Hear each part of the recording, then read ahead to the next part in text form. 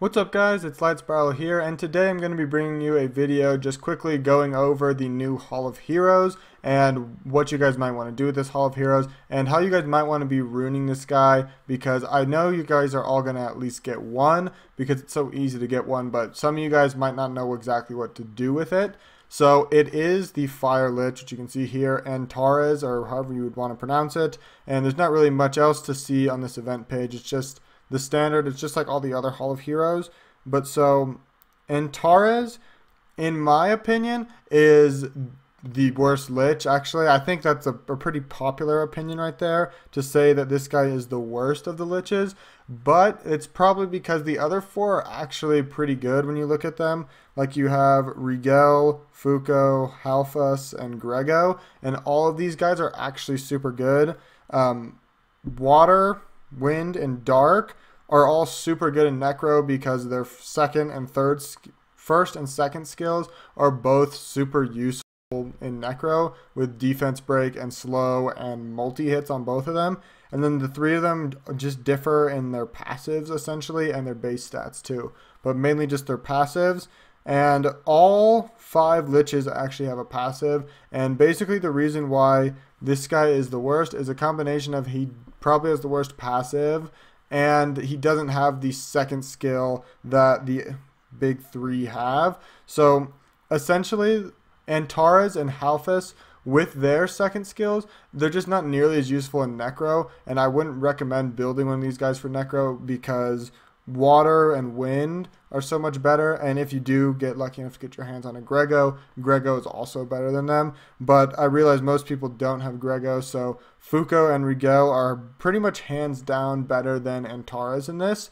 And so if worse comes to worse and you really don't like Antares, definitely farm as many as you can just to skill up your Fuko and or Rigel, because a lot of people do build both. I personally haven't gotten around to building a Rigel yet. I just have a Fuko and a Grego, but Rigel's probably on my list because he's probably the best of the 3, and I've made videos on this topic before if you want to check those out. But anyways, back onto Antares. His skill, same first skill as all of them, attacks the enemy 2 or 3 times. I'm pretty sure it's more or less 50-50 whether he attacks 2 or 3 times, and the damage isn't affected by it. Like if he does 2 attacks, both of the attacks will do more damage than if he does 3 attacks. So it's the same amount of damage, but it's just the hit counter is going to be different.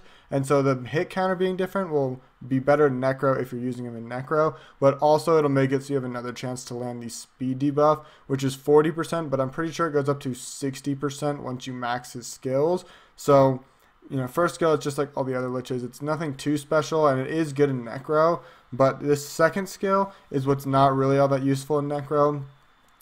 This is a multi-hitting skill, but you'll see that it absorbs enemy attack bar and heals himself. The heal works on Necro. If the shield's up, obviously he's not doing any damage, so it's not going to heal, and you can't absorb or do any attack bar manipulation in Necro. So basically this second skill is just a multi-hitting skill, and there's much better multi-hitting skills, and that's why White and Fire Liches aren't really all that popular in Necro, because they just don't really bring all that much other than the first skill. And the first skill is not, I mean, you could just bring Water or Wind and you'd get the first skill too. And then he's also got this passive right here, which is actually a pretty interesting passive, but not interesting enough to be usable in Necro, I would say.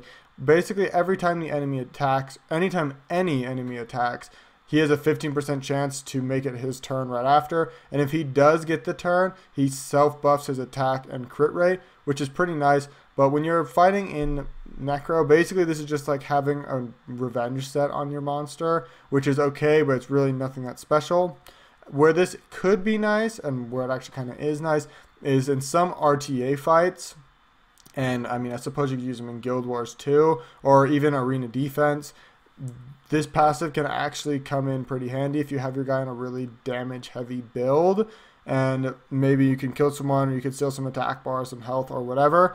And that's pretty much where he's useful. He has this leader skill of crit rate in Arena, and so if you're using him in RTA, which is probably his best bet, RTA and Guild Wars, probably your best chance to use him, then you might want to use this crit rate leader skill. Crit rate leader skills aren't the most popular in RTA. Normally you want speed or HP or defense or whatever, but if this is all you have, then this is not terrible. But that's essentially what I would say. I'd recommend, if you want to have fun with someone in RTA, he could actually be a pretty fun monster to build. I don't recommend devil modding him at all. Skill ups, like I said earlier, put the skill ups into your Fuko, Rigel, Halfus, or Grego before you put it into Antares. And runes for him, I mean, I would pretty much say just go with Violent because that's probably the most fun, because he has this turn which gives him or this passive which gives him a turn. He can Violent, get another turn, and maybe that could be pretty fun. And, you know, Violent works on anyone. Basically, when in doubt, Violent always works. Stats to look for, I would recommend speed, HP, well, not really HP, just your standard damage build, and the more HP the merrier, as with anyone, but he also does heal himself up a little bit, so that's kind of nice. And in terms of if you want some accuracy or not on him, you could, the absorbing attack bar won't work with that accuracy. Absorbing attack bar is not that reliable though. The effect, the chance for it to proc is only 25, and I believe it does go up with skill ups.